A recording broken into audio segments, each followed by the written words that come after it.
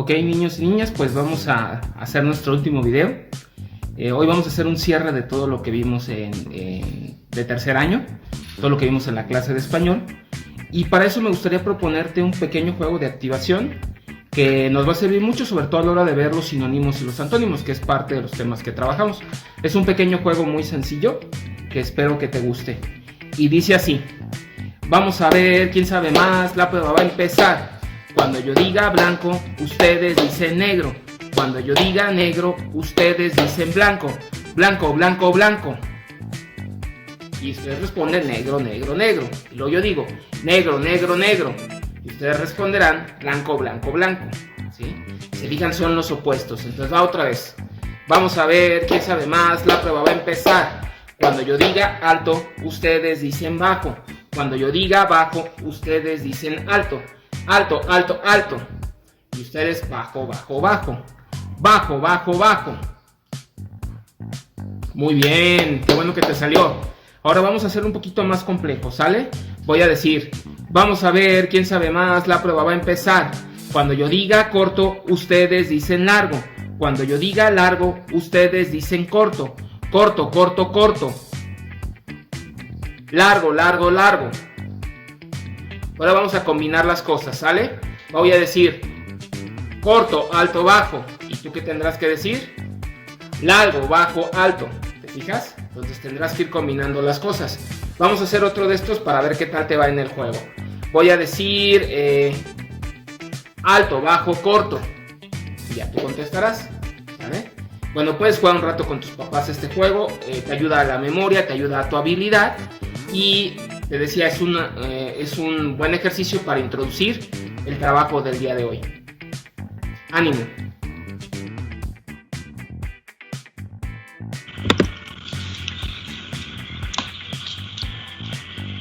Bueno, amiguitos, pues vamos a comenzar con nuestra clase de este día. Como te decía en el video de introducción, vamos a hacer un cierre de español de este tercer año, de tu tercer grado. Viendo todo, repasando los temas que vimos durante estos días. Entonces, bueno, vamos a hacerlo de tal manera que te voy a recordar los conceptos principales y te voy a incluir algunos ejercicios para que podamos trabajar juntos.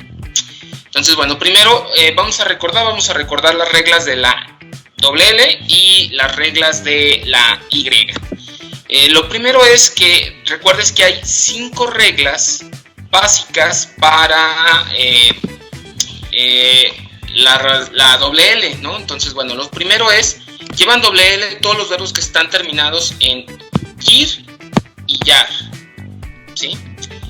Algunos ejemplos de estos pues será zambullir, atropellar, engullir, estallar. Hay algunas excepciones, como puedes ver, que son apoyar, ensayar, rayar, que tiene que ver con hacer rayas, y desmayar. También el verbo llevar y sus compuestos con llevar en todos sus tiempos. Por ejemplo, llevaba, llevarán, conllevaban, conllevo, etc. Los verbos llover y lloviznar en todos sus tiempos. Ejemplo, llueve, lloviznando, llovió. El verbo llenar y sus compuestos como rellenar en todos sus tiempos. Ejemplos, relleno, llenaba, llenaron, rellenaría. Las terminaciones illo, illa, ayo, ello, aye, eye. Algunos ejemplos son carrillo, bombilla, sencilla, falló, bello, calle, muelle. Algunas excepciones son mayo, como puedes ver, lacayo, rayo, tocayo, plebeyo y legüeleyo. Que bueno, esta te la dejo de tarea para que veas qué significa, ¿verdad? Bueno, pero son algunas otras reglas. Luego, las reglas de la Y, ¿cuáles son? Bueno, hay una conjugación que es complicada de utilizar, que es aquella que termina en ando o en endo. Y a estas conjugaciones que terminan así se les conoce como gerundio, ¿sí? Entonces, el gerundio del verbo ir va a ir en este caso con Y. Ejemplo, yendo, ¿sí? Yo voy yendo, tú vas yendo, él va yendo, etc.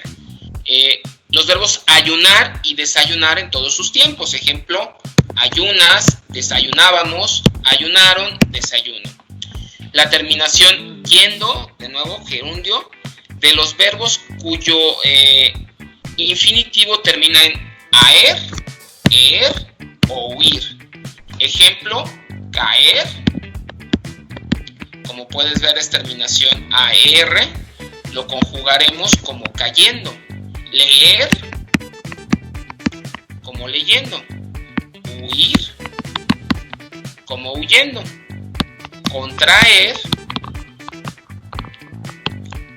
aer, como contrayendo, ¿sí?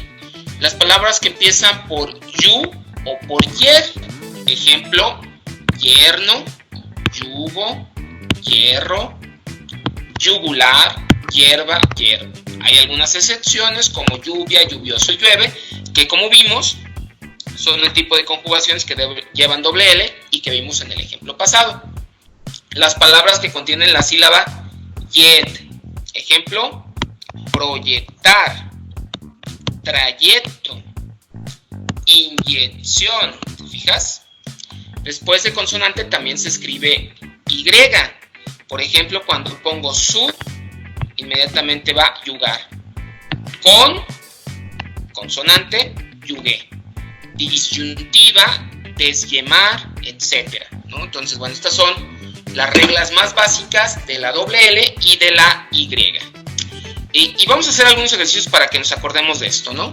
Entonces, ejercicios, las letras L y Y se pronuncian igual, por eso es muy fácil confundirlas al escribir. Vamos a practicar algunos ejercicios. Por ejemplo, lluvia, será con doble L o con Y.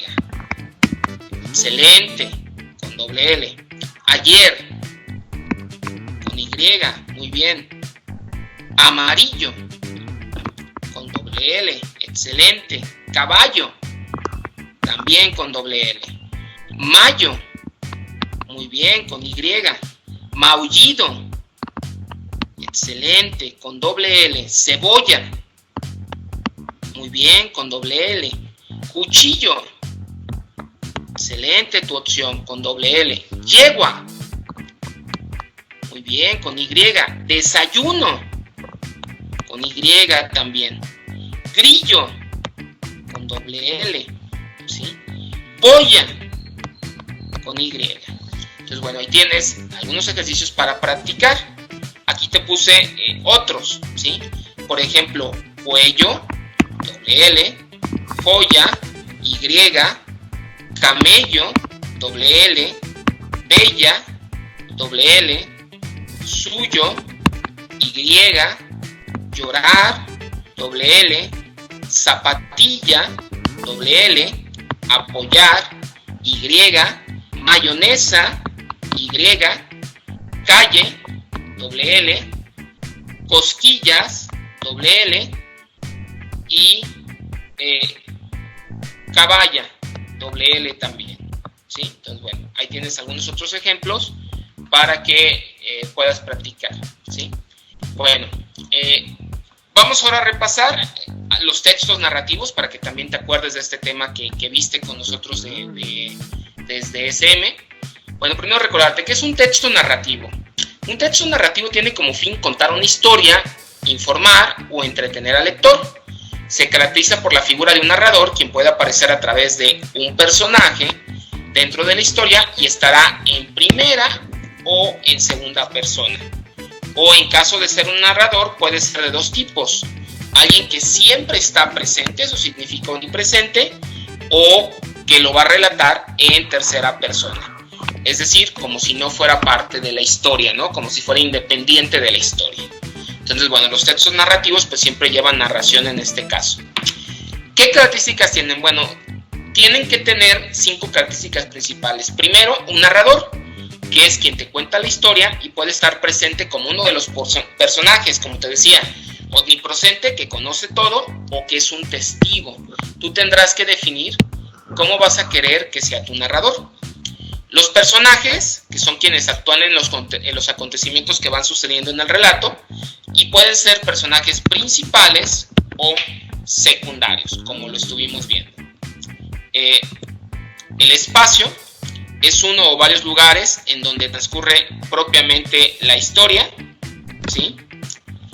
Y el tiempo es el momento o época en el que ocurren los acontecimientos y puede ser lineal o con idas y vueltas, ¿sí? Es decir, que yo voy al pasado, voy al presente, voy al futuro y estoy regresando.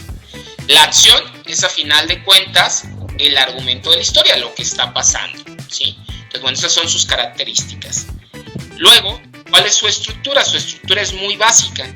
Primero, cuenta con una introducción, es decir, es la presentación de la historia que permite situar al lector en un contexto, es decir, en un tiempo y en un lugar, en el que se introduce solamente a los protagonistas de la historia, ¿no? Si, por ejemplo, yo te dejara de tarea, vamos a contar el cuento de los 3 cochinitos, pues yo primero te introduzco diciéndote en dónde pasa la historia. Bueno, pasa en el campo, te introduzco a los 3 cerditos y te digo, bueno, son 3 cerditos, digo cómo eran los cerditos para que los entiendas. Uno era trabajador, uno era más o menos flojo y el otro era muy flojo, ¿sí? Entonces, bueno, ahí te estoy contando un contexto y te estoy presentando a los personajes.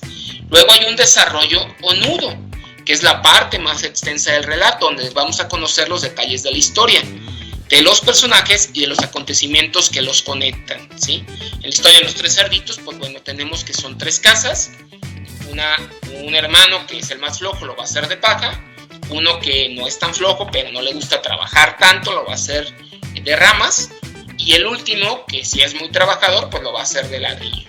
Y hay un lobo que se los quiere comer y va pasando casa por casa, soplando, destruyendo las 2 primeras, ¿verdad? Y luego el desenlace, que es el cierre de la historia. A final de cuentas es ver, en el caso de los 3 cerditos, qué es lo que pasa con ellos, ¿no? Puede ser un final trágico, feliz o abierto a la duda, con posibilidad de continuar la historia en alguna obra posterior. En este caso, el cuento de los 3 cerditos, pues sí tiene un final feliz, porque bueno, los 2 cerditos que les destruyen primero su casa van a casa del lobo, a casa de su hermano, perdón, se quedan ahí y el lobo ya no les puede destruir la casa, ¿verdad? Y bueno, pues esa es la historia, ¿no? Y luego podemos hasta cantar, ¿quién teme al lobo feroz? Pues yo no, ¿verdad? Porque nos recuerda esa parte de cómo estos 3 cerditos, pues a final de cuentas tienen un desenlace feliz. Luego está la parte de sinónimos y antónimos. Te recuerdo, los sinónimos son palabras que tienen significado igual o semejante entre sí, ¿de acuerdo? Y los antónimos son palabras que tienen significado opuesto entre sí. Por ejemplo, lindo y feo son opuestos, o sinónimos, lindo y bello. En el juego que hicimos al inicio, yo te comentaba que pues, era un ejemplo de cómo podíamos jugar con los antónimos. Y bueno, aquí no me detengo mucho, te digo, es muy sencillo esta parte de entender los sinónimos y los antónimos. Sinónimos que significan o tienen un significado igual o semejante y antónimos que son opuestos, ¿sí? La receta. Pues aquí vamos a hacer rápidamente y vamos a recordar qué es una receta de cocina o cómo son las recetas. Las recetas son una serie de pasos que te piden que tú realices para que puedas cumplir con una meta. Hay muy distintos tipos de receta, ¿sí? Por ejemplo, un doctor puede darte una receta cuando estás enfermo y te va a decir la serie de medicinas que tienes que tomar y los pasos que tienes que seguir para curarte. Pero las que más nos gustan realizar, o bueno, por lo menos a mí, pues probablemente sean las recetas de cocina, ¿verdad? Entonces, una receta de cocina es un conjunto de instrucciones que describen de forma ordenada la forma que tenemos de preparar una comida. Está formada por el nombre del plato, los ingredientes y las cantidades necesarias. Incluye algunas alternativas o el número de raciones, ¿no? Todos los utensilios, el tiempo de elaboración, los pasos detallados de la preparación y una descripción de la presentación que vamos a hacer al final. Aquí te dejo esta receta que ojalá la puedas ir trabajando con mamá y papá, muy sencilla. Es para hacer salchichas con queso, para que me entiendas mejor. Como te decía, la receta primero te tiene que decir qué necesitas. En este caso necesitamos salchichas pequeñas, rodajas de queso, palillos de dientes, ketchup, mayonesa, una tabla, un cuchillo sin filo ni punta, 2 recipientes pequeños y un plato grande. El procedimiento, con ayuda de un adulto, corta las rodajas de queso en tiras. Ese sería el paso número 1. Como te decía, lleva pasos. Número 2, enrolla una tira de queso alrededor de cada salchicha y sujétala con un palillo. Número 3, échale ketchup y la mayonesa en recipientes separados y ponlos en el centro, como lo muestra aquí. Por último, coloca las salchichas alrededor, ¿sí? Presenta el plato y sorprende a tus seres queridos. Como puedes ver, es una receta muy sencilla, muy rápida, que puedes trabajar y bueno, tú también puedes crear o diseñar tu propia receta, ¿verdad? De nuevo, recuerda que tienes que poner tus ingredientes y luego ir poniendo poco a poco los pasos que vas a tener que ir realizando para completar tu receta. Vamos ahora a los verbos imperativos, ¿sí? Los verbos imperativos también los vimos y son los verbos que indican cuando alguien tiene que hacer algo. Generalmente se ubican al principio de las oraciones usadas para dar órdenes. Estas clases de verbos crean las oraciones imperativas, que es cuando yo doy una orden o cuando yo le digo a alguien que tiene que hacer tal cosa. Esto implica entonces órdenes, solicitudes, deseos o mandatos, ¿sí? Yo te diría que con tus papás pues, les encantan estos verbos, ¿no? Es el verbo que más les gusta, el verbo imperativo. Porque ¿a poco no te han dicho alguna vez? Limpia, recoge, siéntate, guarda silencio, camina, deja de llorar. Todos esos son verbos imperativos y acciones imperativas, ¿no? Tú vas a decir que son órdenes, pero curiosamente si les preguntas a tus papás, son deseos de lo que quieres que haga y en muchos casos no terminas por hacerlo, ¿verdad, amiguito? Bueno, eso es algo que pasa comúnmente con los verbos imperativos. Pero para que sepas, es todos aquellos verbos que utilizamos para expresar nuestras órdenes o solicitudes. Y vamos a hacer algunos ejemplos de esto, ¿sí? Por favor, dice que mi verbo es escuchar y que lo conjugue con ustedes. Por favor, ustedes escuchen atentamente. Entonces, aquí irá el imperativo de escucha, ¿verdad? Luego, traer tus deberes. ¿Cuál sería el imperativo? Trae. Excelente. Luego, por lo menos, y dice, conjuga nosotros con alegrarse, un poco. Entonces, la respuesta sería, nosotros alegrémonos un poco, ¿sí? Por lo menos alegrémonos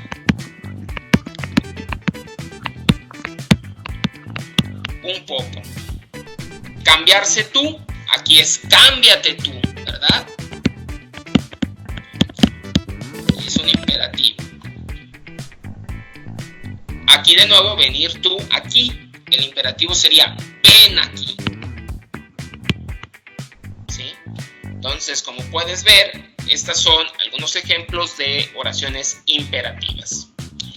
Las conjunciones adversativas. Las conjunciones adversativas son las que nos sirven para expresar un sentido adverso o una oposición en una frase o una oración. Las más comunes son las siguientes: pero, aunque, más, sino, sin embargo, no obstante, al contrario, ¿sí? Y son muy usadas, ¿no? Por ejemplo, yo estoy alegre cuando están mis hijos conmigo, pero que no griten porque si no me desespero, ¿sí? Por ponerte un ejemplo. Yo me encanta ser maestro, sin embargo, no me gusta reprobar a mis alumnos, ¿sí? Si bien yo estoy muy guapo, al contrario del más feo de la casa, ¿sí? Bueno, ahí tienen algunos ejemplos de cómo se pueden utilizar. Ejemplos: no es caliente, sino frío. En donde sino cambia totalmente el sentido de la primera parte de la oración, transformando el sentido de forma opuesta.